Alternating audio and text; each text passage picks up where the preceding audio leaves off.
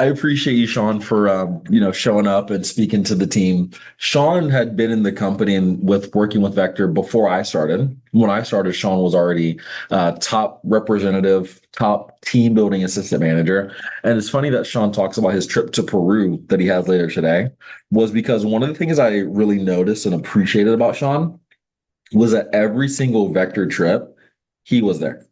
Okay. Shaun was like, I'm going on the trip, whether that was from sales or it was from team building. He made sure that he was there. And Shaun was one of the best team builders in the nation. Shaun, how many team builder scholarships did you win? Do you know? Ooh, it was in the double digits. I do know that. Yeah. So Shaun, literally one of the best. And so I really appreciate you being able to give back to our team and our organization. Shaun isn't with Vector anymore. Shaun, he does a number of things. I know I reach out to him because I need help with my taxes. And so he does that and saves me a ton of money every year. So Shaun, I appreciate you giving back and speaking a little bit more about your Vector opportunity and everything else you have prepared. So thank you, sir. Absolutely, absolutely. So thank you for having me. I really appreciate it. So I'll kind of tell you a little bit about me and my story at Vector and in college. Then I'll tell you what I'm doing now. Give you some tips related to, as since you all are independent contractors, I'll give you some tips related to, tax strategies and how you can save the most money. And then lastly, just overall financial tips, saving, investing, and things of that nature. So, I'll share with you and then leave it open for questions. So you can ask me questions about anything about life, finance, my Cutco experience, and yeah, I'm happy to answer it. So, a little bit about me. I started back in 2010 with Cutco, and it was the summer in between transferring from Mercer University to Georgia State. At the time, I wasn't quite sure what I wanted to do career wise, but I was doing pre med. And um, that summer in between being biomedical engineering pre med and then transferring to Georgia State is when I found the Cutco opportunity.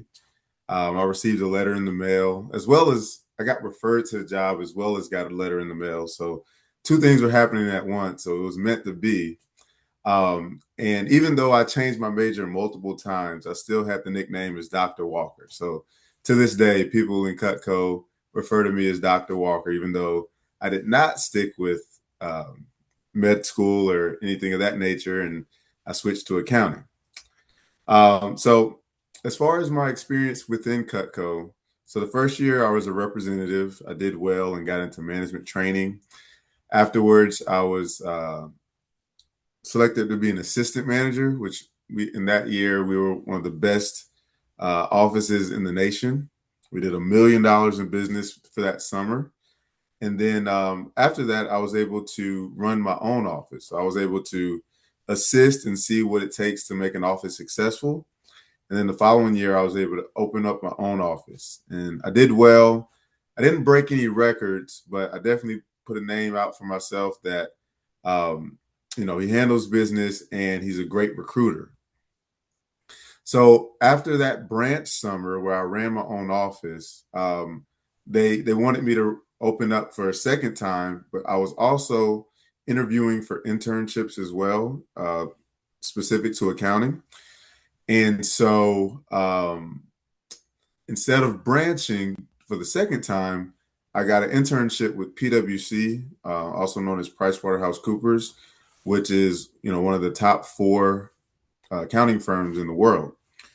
So I was blessed to do that, but because of my experience, I was able to be a part-time assistant manager with Cutco, and still hit the trip while interning for this prestigious firm. So that was great. And the great thing about the internship is that there were people that had higher GPAs than me that weren't able to land the same internship that I was able to get. And the reason why is because of my experience while working with Cutco.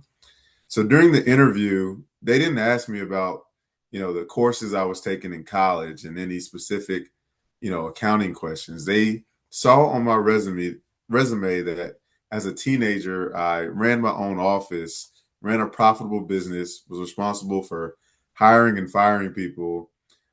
So there's, partners that may have worked a job that had never, been an entrepreneur and seen that on the resume. So they were asking more questions about my experience with Cutco than anything related to accounting. So I'm forever grateful for the Cutco opportunity for helping me get that internship with PwC and then launching my career in accounting. So I stayed with PwC for multiple years and then worked in internal audit, did some consulting at a consulting firm. And currently, I work at Norfolk Southern, the railroad company. Um, and so I'm a SOX compliance manager. So I'm responsible for, improving processes for the whole company. It's a $12 billion company, and they trust me to handle all the finances related to it. So that's what I'm doing now. And in addition to that, on the side, I have my own tax consulting firm. So I'm pretty busy, typically February, March, April of every year, where I'm helping out with Cutco reps as well as other individuals that need help with filing their taxes and tax strategies. So I wanted to just kind of talk about some investing tips, saving tips, as well as uh, tax strategies as well. So first of all, I know that a lot of you're working 1099 now, but maybe after college or down the line, you might have a W-2 job. So um, a lot of the employers in a W-2 job will have a company match where if you put money into your retirement, a lot of them do like 6%, they will match whatever you put up until 6%. So my first tip for building wealth is taking advantage of the company match. It's free money that the company gives that you're able to put in as you're working. The second thing I would recommend is getting a Roth IRA. And a Roth IRA, so a 401k, when I would mention the company match, that actually saves you money on your taxes in the current year. But a Roth IRA doesn't save you money in the current year, but in future years, when you take that money out, it's tax free. Whereas other investment accounts, they tax you when you take that money out. But all of the growth that you get in a Roth IRA, it's not taxed. So I did start my Roth IRA in my mid 20s, but I wish I would have started 18 at my first job where I started putting aside money.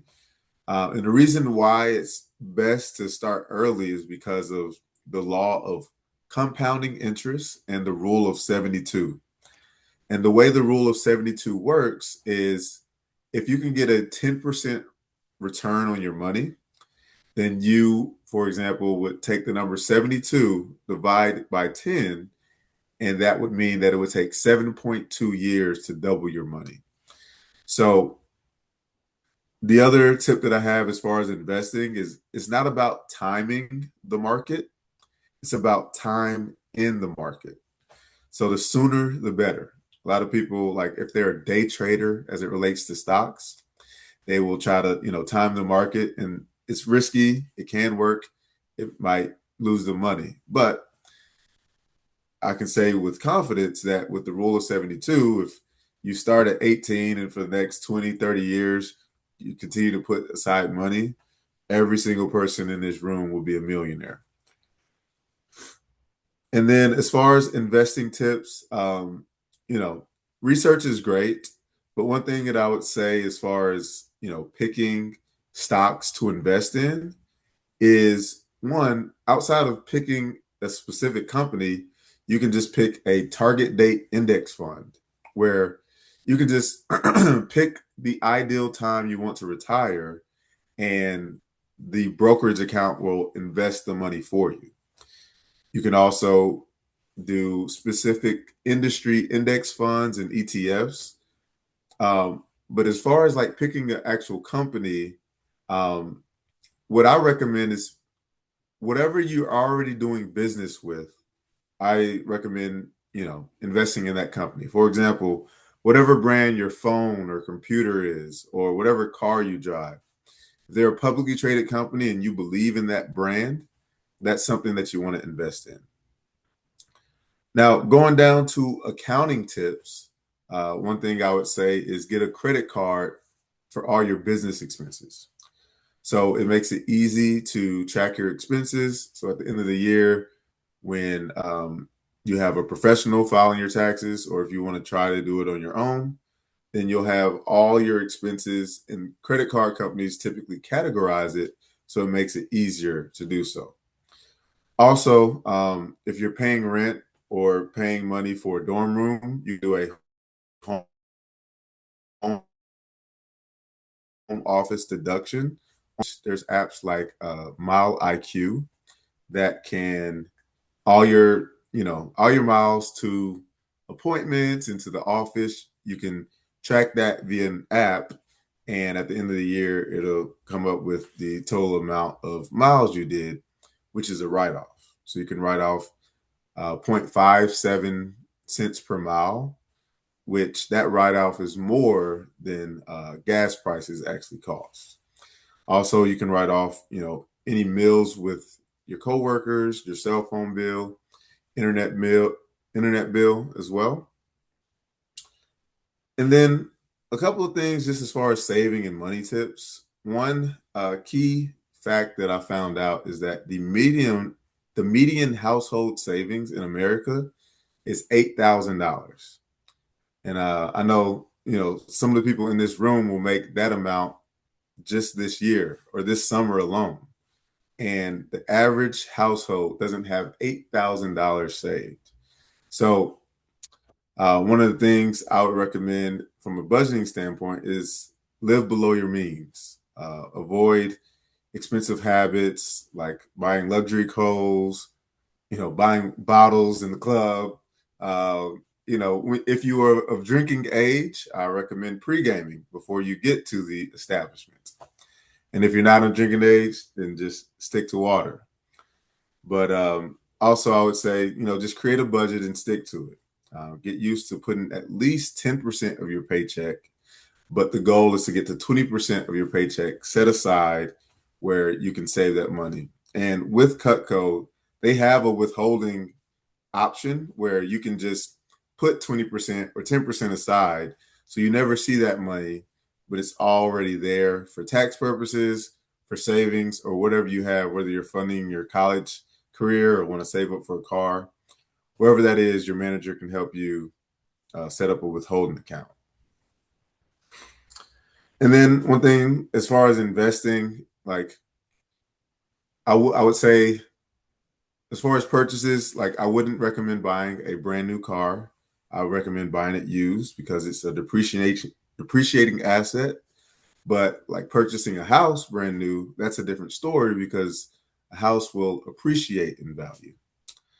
So I just wanted to give you a few of those, tax tips, investing tips, saving strategies, and things of that nature. But in addition to that, I wanted to open it up for any questions that you may have. So, like I said, you can ask me anything about finance, about my Cutco experience. My college experience. I'm happy to go into more detail.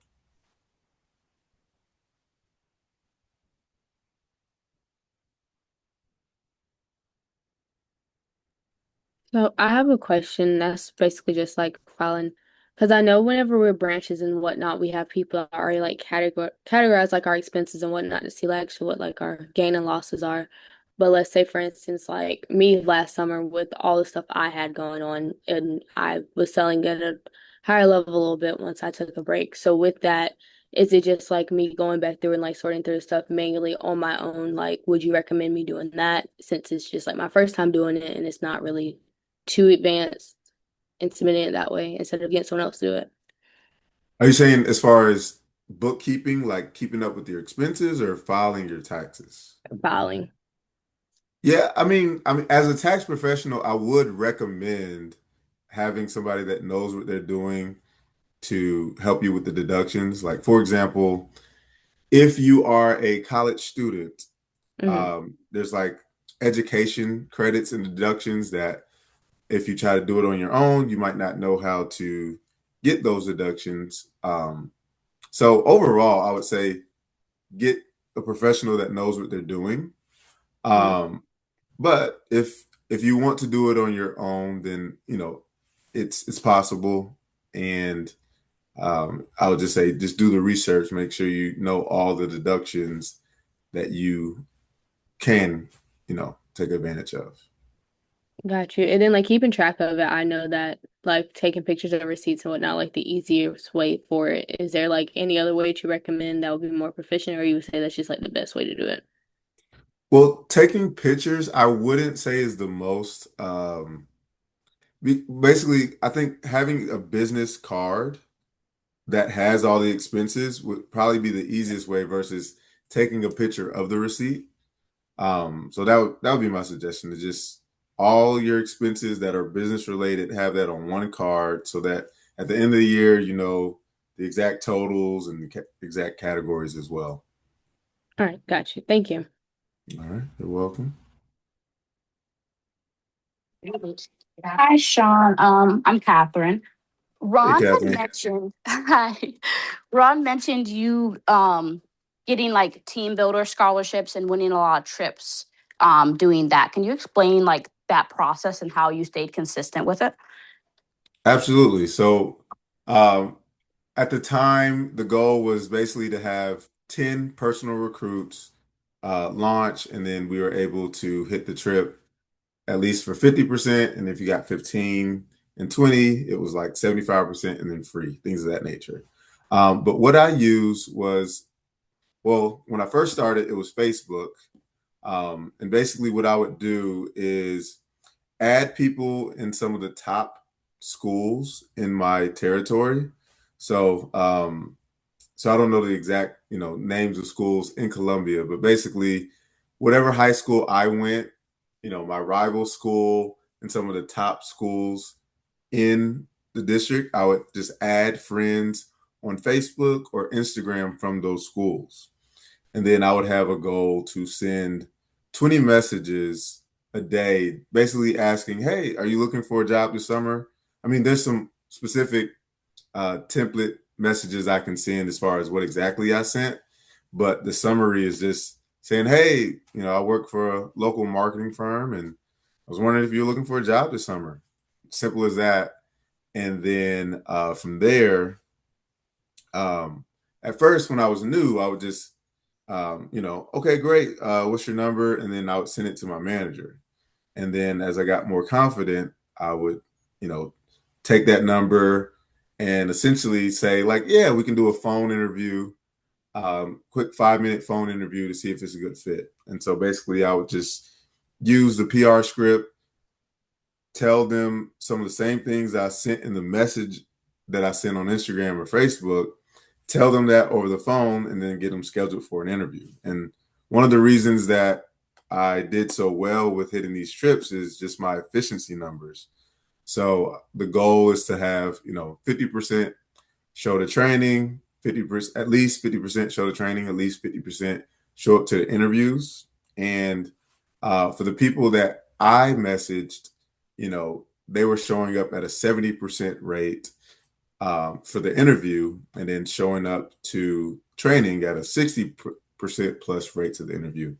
So just having the efficiency and then the consistency of sending 20 messages a day, no matter what, was really the key to hitting that. Okay, thank you. And how many trips exactly did you win by doing this? Um, it was in the double digits. So my first trip was back in 2012, and I went on like a 10-year run where I was going to one or two trips a year. So other than the pandemic, I won the trip, and then during the pandemic, I couldn't go, but it happens. Okay, and then when you won these trips, they were like all inclusive and all that as well.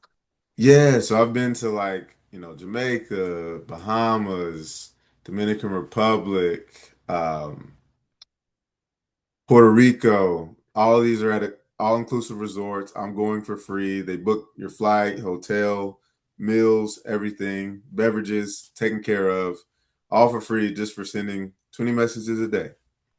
And those messages, it's a quick copy and paste. To send 20 messages, it takes literally 4 minutes.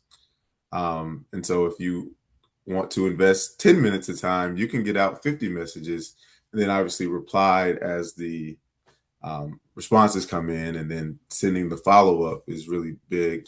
So one of my philosophies as it relates to that was there's a fortune in the follow-up. That's something that I always mention. So a lot of times people would send 20 messages a day, but then if they didn't respond, they would forget to follow up, which so many, probably half of the people that launched for me, I had to send a second message because they didn't respond at the right time. They might have been on vacation or taking final exams, and at the time I sent the message, it might not have been the right time, but um, upon sending that second message to follow up, that was a better time, and then I was able to set them through the recruiting cycle. Okay, thank you so much. All right, you're welcome.